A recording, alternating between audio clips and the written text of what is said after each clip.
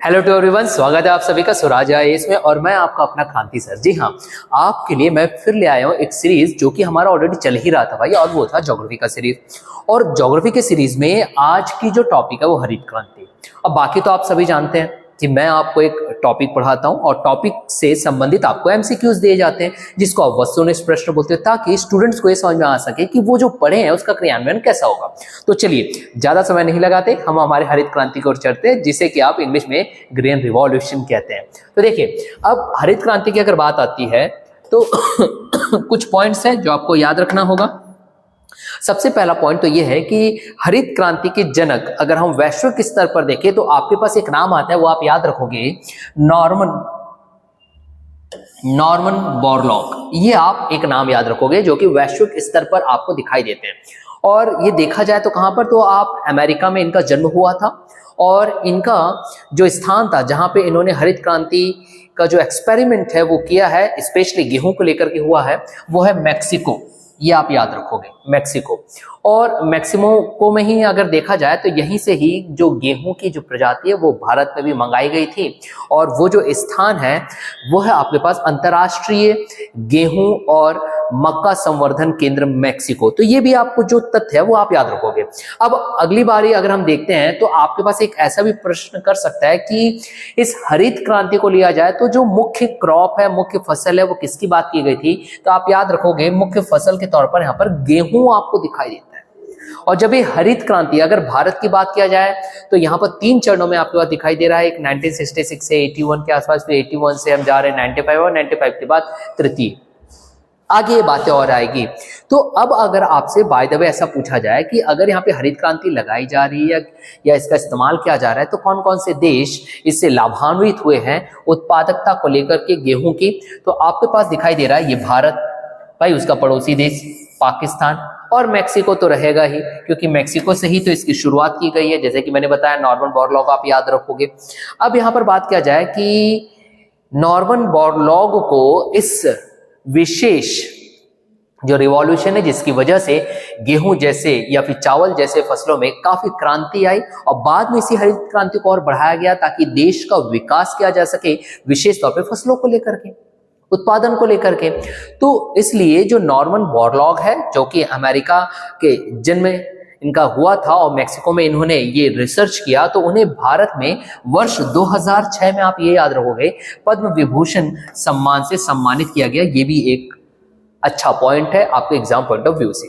I think it's clear to all of you, ये शायद clear हो गया है। अब हम इसी से संबंधित कुछ और तथ्यों की ओर जाते हैं और लास्ट में आपको एमसीक्यूज कराया जाएगा। फिर से आपको कहा जा रहा है कि आप स्क्रीनशॉट ना ले, बेहतर कि आप हमें कमेंट करिए, व्हाट्सएप नंबर आपका दीजिए, पर्सनली आपको यहाँ का पूरा पीडीएफ निःशुल्क दे दिया जाएगा भाई, निःशुल्क, ठीक है। यकीन करिए, आपकी क्रांति सर जो कह रहे हो बिल्कुल सही है, स्वराज आईएएस के इस प्लेटफॉर्म से।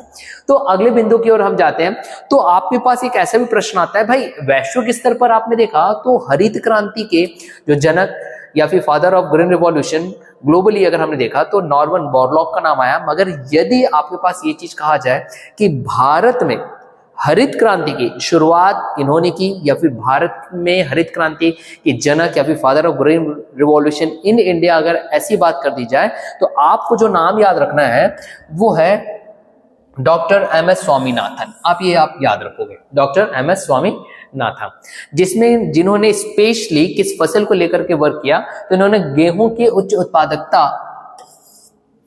उत्पादक प्रजातियों का विकास किया था। ये आप याद रखोगे, क्योंकि कई बार ना फसल को लेकर के पूछ देता है, तो आपको पता होना चाहिए मतलब कि भारत के जनक कौन कहला रहे हरित क्रांति को लेकर के। तो आपने क्या याद किया भाई, एमएस स्वामीनाथन जी।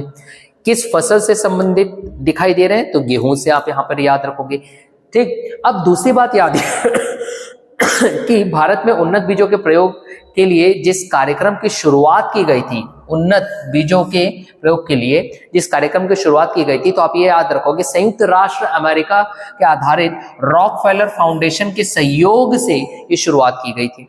अब यहाँ बात आती है कि उन्नत बीजों के प्रयोग की कार्यक्रम क्यों लाया गया। भाई देखिए, आप यहाँ पर बात करो हरित क्रांति की। अब जब यहाँ पे हरित क्रांति की बात चली, ग्रीन रिवॉल्यूशन की बात चली, तो आप अत्यधिक उत्पादन चाहते हो फसलों को लेकर के, और अत्यधिक उत्पादन अगर आप चाहते हो तो इसके कई ऐसे घटक है जिसका इस्तेमाल आपको करना होगा, जैसे कि उन्नत किस्म के बीज, जिसे आप अंग्रेजी में हाई यील्डिंग वैरायटी सीड्स भी कहते हो।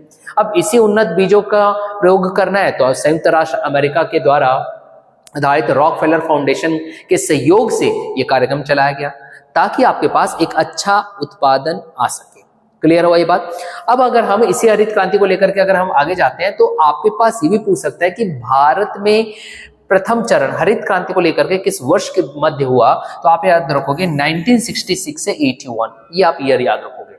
ये प्रथम चरण है और प्रथम चरण में विशेष तौर पर कहां की बात की गई थी, तो अगर प्रथम चरण की अगर बात करें तो यहां देखेंगे ये गुजरात वाला क्षेत्र और ये तो आपके पास यहां आ जाएगा पंजाब वाले क्षेत्र में लिया गया, ये हरियाणा वाले क्षेत्र में लिया गया है और कुछ हद तक के पश्चिमी उत्तर प्रदेश वाला क्षेत्र भी लिया गया प्रथम चरण में। मतलब कि ये तीन नाम हरियाणा, पंजाब और पश्चिमी उत्तर प्रदेश जो आपके सामने लिखा हुआ है, ये प्रथम चरण पर है। अब द्वितीय चरण पर क्या होगा भाई, ऐसे स्थान जहां पर ऑलरेडी हरित क्रांति आपने लाया है जिसकी वजह से अच्छे उत्पादन हुआ फसलों का, तो अब आप यही चीज क्या करना चाहोगे, आप इसे कहीं और इस्तेमाल करना चाहोगे, तो वो कहीं और भी क्षेत्रों में लिया जाएगा जहां पर हरित क्रांति का इस्तेमाल अब तक नहीं किया गया था, जिससे कि जो आपका शुद्ध फसल जो क्षेत्र है, ठीक, उसमें वृद्धि हो सके। ये आप याद रखोगे। ठीक, अब अगर हम इसी हरित क्रांति को लेकर के थोड़ा सा आगे बढ़े तो अन्य पॉइंट जो आपके एग्जाम दृष्टि से आ सकता है भाई, वो ये पूछ रहे थे कि भारत में फिर दूसरा चरण कब शुरू हुआ। तो दूसरे चरण की अगर बात करते हैं तो ईयर जो आप याद रखोगे 1981 से 1995, ये दूसरा हरित क्रांति की चरण। तीसरे हरित क्रांति के चरण की बात की जाए तो वर्ष 1995 से प्रारंभ हुआ है और देश के सभी क्षेत्रों तक इसे विस्तृत किया गया। ये आप याद रखोगे। मतलब कि 3 वर्ष आपको बताया गया, 1966 से 81 जो कि प्रथम चरण, 81 से आप चले गए 95 तो द्वितीय चरण, और तृतीय चरण में 95 से फिर आगे की ओर बढ़े। तो 3 चरण हरित क्रांति के आपको दिखाई देते हैं। अब हम हरित क्रांति की अगर बात करें तो सर्वाधिक लाभ किस फसल में हुआ, तो आप याद रखोगे गेहूं, और गेहूं के पश्चात जो आएगा सर्वाधिक वो है चावल। ये दो आप याद रखोगे। मतलब पहला जो था गेहूं के बाद दूसरा चावल। अब ऐसे भी वो आपसे पूछ सकते हैं कि अगर भारत में हरित क्रांति जब लाई गई 1966 से 81 जो प्रथम चरण आपको दिखाई दे रहा है, उसमें आपने फसलों में गेहूं को लाया। भाई ये जो गेहूं की जो आपने वैरायटी लाए वो कहां से, तो ये वही मैक्सिको है जहां पर नॉर्मन बोरलॉग के द्वारा वर्क किया गया था, और वहां जो सेंटर है अंतरराष्ट्रीय मक्का और गेहूं संवर्धन केंद्र, वहां से लाते हुए दिखाई देता है। इसलिए आपके पास ये अगला पॉइंट है जो आपको याद रखना है। क्लियर हुआ ये चीजें। अब हम इसी हरित क्रांति को लेकर के कुछ और अन्य तथ्यों की ओर बढ़ते हैं, जैसे कि स्ट्रेट फॉरवर्ड आपके पास क्वेश्चन आ जाता है कई बार। अब वो स्ट्रेट फॉरवर्ड क्या क्वेश्चन रहता है भाई, वो आपके पास कई विकल्प दे देंगे, उन विकल्पों में देगा कि सूची 1 से सूची 2 को आप सुमेलित कीजिए। एक तरफ आपके पास एक तरफ पूरी क्रांतियों के नाम देगा और दूसरी तरफ वो क्रांति किससे संबंधित है भाई क्रांति से नया हमें याद आया, मेरा खुद का नाम क्रांति सर है।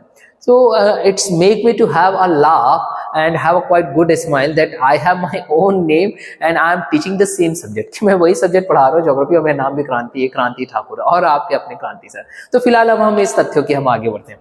तो देखिए कुछ तथ्य है जो आपको याद रखने हैं, जैसे कि सुनहरी क्रांति।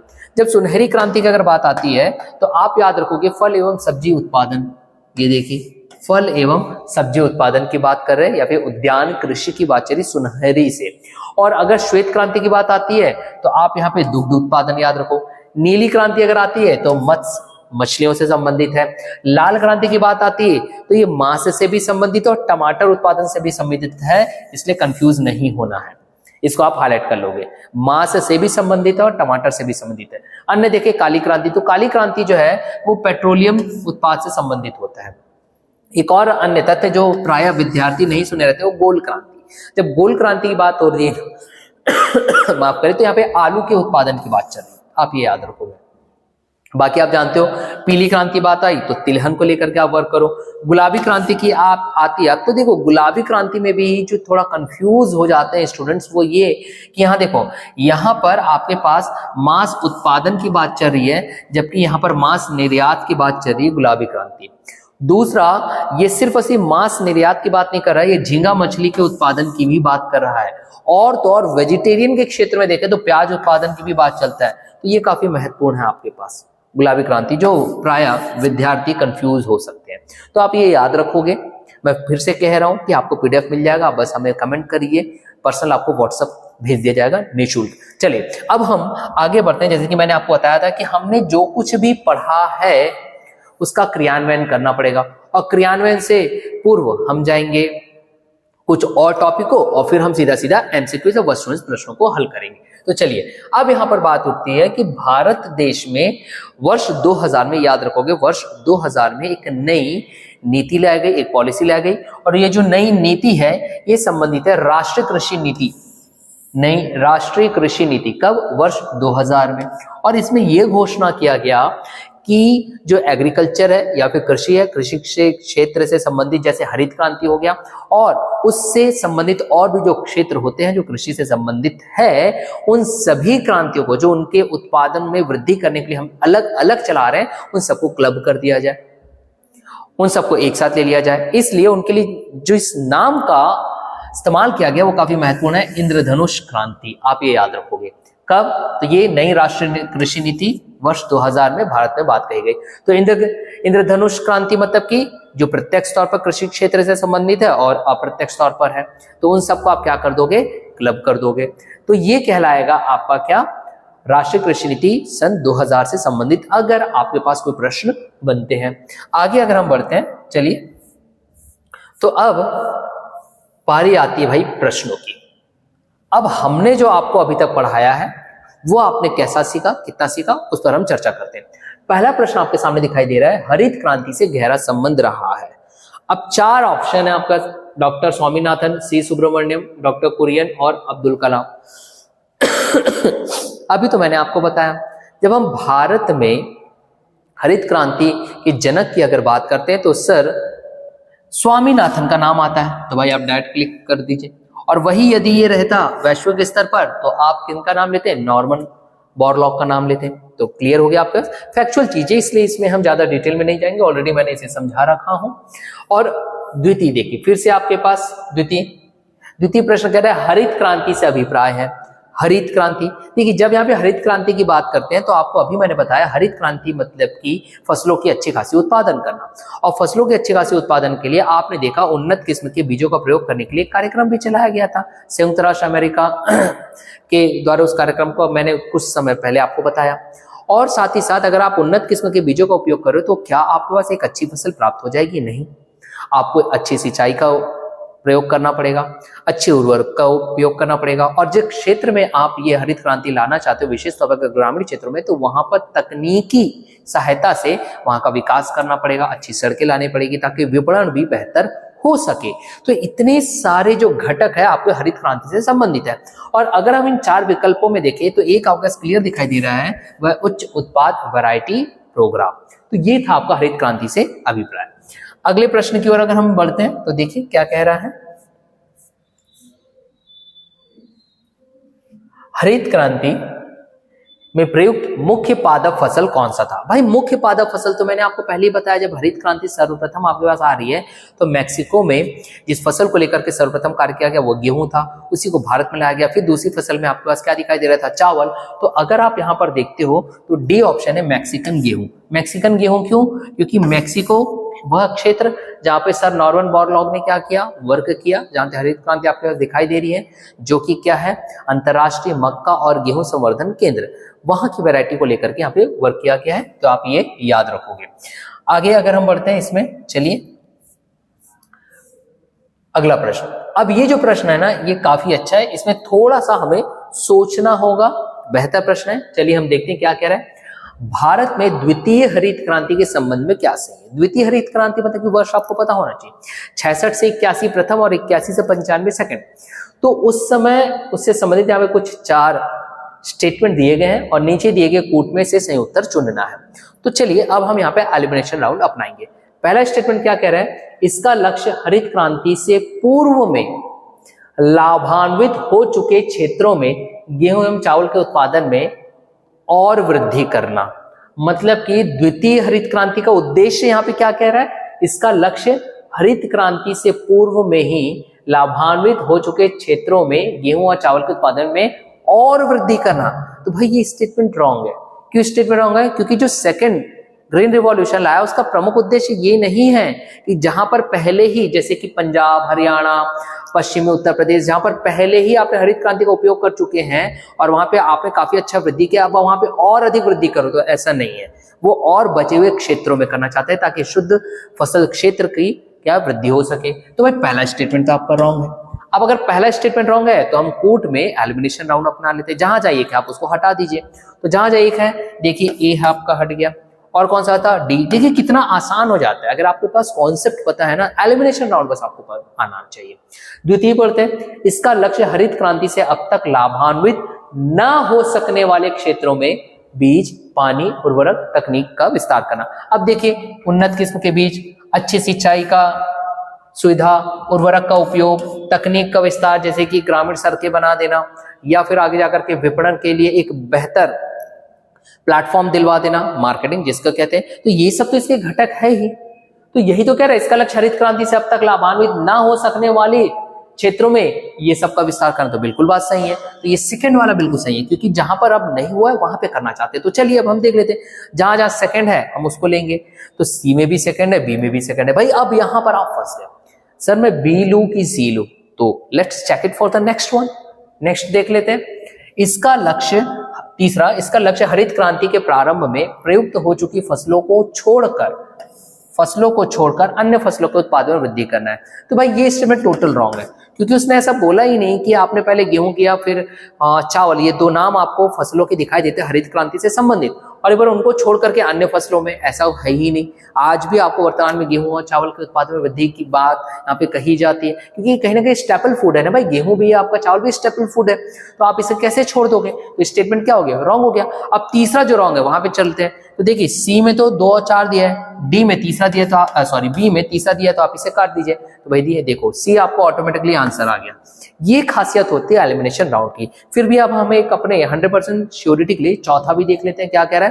इसका लक्ष्य पशुपालन, सामाजिक वानिकी तथा मत्स्य पालन के साथ शस्योत्पादन का समाकलन करना। तो भाई ये बिल्कुल बात सही है, इन सबको मिलाने की बात कर रहा है, मतलब कि एग्रीकल्चर और एग्रीकल्चर से संबंधित और भी जो क्षेत्र है। तो चौथा बिल्कुल सही, मतलब हमने ये करेक्ट बनाया। क्लियर हो गया? चलिए आगे हम बढ़ते हैं अगले प्रश्न की ओर। अगला प्रश्न क्या कह रहा है, यहां देखें। नीचे दिए कूट की सहायता से हरित क्रांति के घटक चुनिए। घटक की बात कर रहा है भाई, यहाँ पे 4 घटक दिए गए, कूट अलग अलग दिए गए। देखो, उच्च उत्पादन देने वाली किस्म के बीज, तो मैंने तो ये बात पहले ही बताया कि हाई यील्डिंग वैरायटी सीड्स और उच्च उत्पादन देने वाली बीजों का अच्छा आप उपयोग कर सके ताकि हरित क्रांति में हमारी और वृद्धि हो। इसके लिए संयुक्त राष्ट्र अमेरिका के द्वारा वहां पे एक कार्यक्रम की भी मैंने आपको बात बताया था थोड़ा देर पहले। तो पहला तो आपका सही है भाई। अब पहला सही है तो हम ऑप्शंस में देख लेते हैं एलिमिनेशन राउंड को लेकर के। तो देखिए ए में भी 1 है, बी में भी 1 है, सी में भी 1 है और डी, मतलब कि चारों ऑप्शन में 1 है। तो चलिए अगले राउंड में देखते हैं। सिंचाई की एक बेहतर सुविधा होनी चाहिए, तभी तो जाकर के आपके पास एक बेहतर फसल मिल सकेगा। वैसे भी आप जानते हो जब हम चावल की बात करते हैं तो अत्यधिक पानी की आवश्यकता आपको होती ही है। तो अगर मैं सिंचाई की बात करूं तो 2 जहां जाए वहां, ए में भी 2 है, बी में भी 2 है, सी में भी 2 है, डी में भी 2 है। तो चलो भैया यहाँ पर भी कुछ क्लियर नहीं हो पा रहा है कि हम किसे चुने। नेक्स्ट पढ़ लेते हैं, मतलब दूसरा भी सही। थर्ड पढ़ लेते हैं, ग्रामीण विद्युतीकरण। अब भाई ग्रामीण विद्युतीकरण भी सही है। क्यों सही है? अब आप अगर ग्रामीण क्षेत्रों में अच्छे फसलों के उत्पादन चाहते हो हरित क्रांति को लेकर के, तो हरित क्रांति कहीं ना कहीं तकनीक से संबंधित है, और अगर वहां पे बेहतर सिंचाई मुहैया आप करवाना चाहते हो तो आपको एक बेहतर तकनीक का इस्तेमाल करके सर्वप्रथम आप विद्युतीकरण लाना पड़ेगा ना। तो विद्युतीकरण वाला भी क्या हो गया? बिल्कुल सही हो गया। तो थर्ड जहां जाए तो थर्ड वाला तो ए तो है ही नहीं, क्योंकि 1 और 2 है। अब यहां से हमको कुछ पॉइंट मिल रहा है। बी में देखिए 1 2 4 बोल रहा है, 3 तो है ही नहीं, तो भैया बी भी कट गया। अब भाई थोड़ी राहत मिली कि अब जो आपका आंसर आ सकता है सी और डी में से कोई एक। चौथा पढ़ लेते हैं, चलिए। ग्रामीण सड़कें और विपणन। भाई अब आप मुझे बताओ कि अगर आप हरित क्रांति का उपयोग करके बेहतर फसलों का उत्पादन प्राप्त कर भी लिए, मगर उसको मार्केटिंग करने के लिए उस उपज को अगर हम वहां तक ना पहुंचा पाए मार्केट में, तो कोई बेहतर बात होगी नहीं। इसलिए विपणन मतलब मार्केटिंग के लिए ग्रामीण सड़कें बेहतर होना चाहिए। तो भाई चौथा भी सही है। अब चौथा सही तो सी में 1 2 3 है, 4 तो है नहीं, आप इसे कट कर दीजिए। भाई बचा गया डी, तो ये आ गया आपको उत्तर। देखिए कॉन्सेप्ट है ना तो सब बन जाता है स्टूडेंट्स, आप बिल्कुल भी चिंता मत करो। और ये बात पीडीएफ की तो चिंता ना करो, आप हमें पर्सनल व्हाट्सअप करिए और आपको सारा पीडीएफ निःशुल्क भेज दिया जाएगा। चलिए अब आपके पास यहाँ पे एक कथन कार्य से संबंधित है।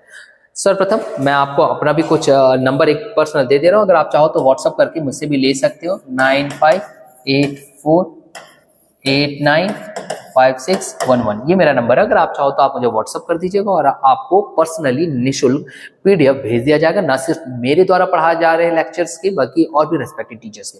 तो चलिए अब हम अगले प्रश्न की ओर चलते हैं। क्या कह रहा है, कथन और कारण दो दिया गया है, कथन बोल रहा है। अब देखिए कथन कारण रहता है तो आप जानते हो इनके चार ही विकल्प रहते हैं। क्या ए और आर दोनों सही है परंतु आर ए की सही व्याख्या नहीं करता। बी बोल रहा है ए गलत है परंतु आर सही है। सी बोल रहा है ए और आर दोनों सही है, आर ए की सही व्याख्या करता है। डी बोल रहा है ए सही आर गलत। तो चलिए अब हम कॉन्सेप्ट पर ध्यान देते हैं। कॉन्सेप्ट क्या कह रहा है, कथन कह रहा है भारत में हरित क्रांति के फलस्वरूप खाद्यान्नों के उत्पादन में वृद्धि हुई है। भाई अब ये तो बात बिल्कुल सही है ना। हम भारत में 1966 में जब हरित क्रांति का पहला चरण लाए तो खाद्यान्न में हमको खाद्यान्नों के उत्पादन में वृद्धि दिखाई दी, तभी तो हम द्वितीय चरण लाए 81 से 95। तृतीय चरण की भी बात हुई 95 के बाद का, तो उत्पादन में वृद्धि हो रही थी, मतलब जो हमारा एम था वो पूरा हो रहा था। तो इस हिसाब से आपका कथन सही है, फलस्वरूप खाद्यान्नों के उत्पादन में वृद्धि हुई। तो जहां जहां ए सही है वो ऑप्शन को आप रखिए और जहां नहीं उसको पहले कट कर दीजिए।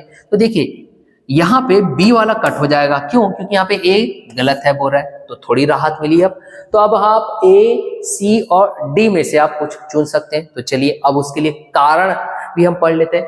कारण के स्टेटमेंट पढ़ते हैं। भारत में हरित क्रांति के परिणाम स्वरूप क्षेत्रीय असमानताओं में वृद्धि हुई, बात बिल्कुल सही है। जहां जहां पे हरित क्रांति का उपयोग करके एक बेहतर फसलों का उत्पादन पाया गया तो वहां पर आर्थिक स्थिति, और जहां पर हरित क्रांति का उपयोग नहीं किया गया वहां की आर्थिक स्थिति में आपको भिन्नताएं प्राप्त होती है, मतलब असमानताएं आपको दिखाई दे रही है, विकास को लेकर के भी दिखाई देगी। तो भाई आपका कारण भी बिल्कुल सही है। अब जहां आर गलत है आप उसको हटा दो। तो आर गलत कौन सा बोल रहा है, ये देखो डी में बोल रहा है, तो भाई ये भी कट गया। अब देखिए आसान हो रहा है, या तो ए आंसर आएगा या सी आएगा। तो चलिए ए रहेगा या सी रहेगा वो अब हमको तब पता चलेगा जब ए और आर मतलब कथन और कारण के बीच में आप क्योंकि लगा दो। अंग्रेजी में हम उसको कहते हैं बिकॉज, मतलब वो उसका व्याख्या कर रहा है या नहीं। चलिए अब हम देखते हैं। पहला बोला भारत में हरित क्रांति के फलस्वरूप खाद्यान्नों के उत्पादन में वृद्धि हुई, क्योंकि भारत में हरित क्रांति के परिणाम स्वरूप क्षेत्रीय असमानताओं में वृद्धि हुई। भाई अब आप मुझे बताओ, एक और तो हरित क्रांति को लेकर के खाद्यान्नों के उत्पादन की बात कर रहे हो और उसका कारण आप दे रहे हो कि भारत में हरित क्रांति के परिणाम स्वरूप क्षेत्रीय असमानता में वृद्धि हुई। तो क्षेत्रीय असमानता में वृद्धि होना फसलों के उत्पादन का कारण कैसे बन सकता है? मतलब ये व्याख्या गलत है। क्यों? क्योंकि अगर फसलों का उत्पादन बेहतर हुआ है हरित क्रांति का उपयोग करके तो उसके कई घटक है। अगर कारण में घटक दिए रहता, उन्नत किस्म के बीजों का इस्तेमाल, बेहतर सिंचाई सुविधा, ग्रामीण सड़कें बेहतर करना, विपणन की सुविधाएं देना, उर्वरक का बेहतर उपयोग करना, अगर ये सब देता कारण में तो बात समझ आती है। ए और आर दोनों सही है और आर उसकी व्याख्या कर रहे थे, यहाँ पे तो आर तो व्याख्या कर ही नहीं रहे, तो आर व्याख्या नहीं कर रहा है। तो इसका मतलब अब आप किस में जाओगे, देखो ए और सी, तो ये व्याख्या करता है बोल और ये व्याख्या नहीं करता। तो व्याख्या नहीं कर रहा है तो हम किस में जाएंगे? अब यहाँ देखेंगे कथन भी आ गया, कारण भी हो गया, ये व्याख्या नहीं करता तो आप ऑप्शन ए में जाओगे। क्लियर हुआ ये चीज? तो ये था इस प्रश्न का उत्तर। बढ़ते अब हम हमारे अगले प्रश्न की ओर। अगला प्रश्न क्या कह रहा है यहां देखते हैं। चलिए तो ये था भाई हमारा आज का लास्ट प्रश्न। और अगर मेरा ये वीडियो आप सभी के लिए काफी हेल्पफुल या बेनिफिशियल हो रहा है तो आप सभी से निवेदन है कि आप इस वीडियो को शेयर करिए अपने दोस्तों तक, और हाँ कमेंट करके जरूर बताइएगा that how I am teaching to you all. और ऐसी वीडियो लेकर के मैं जल्द ही आते रहूंगा। तब तक के लिए have a nice day to all of you my dear.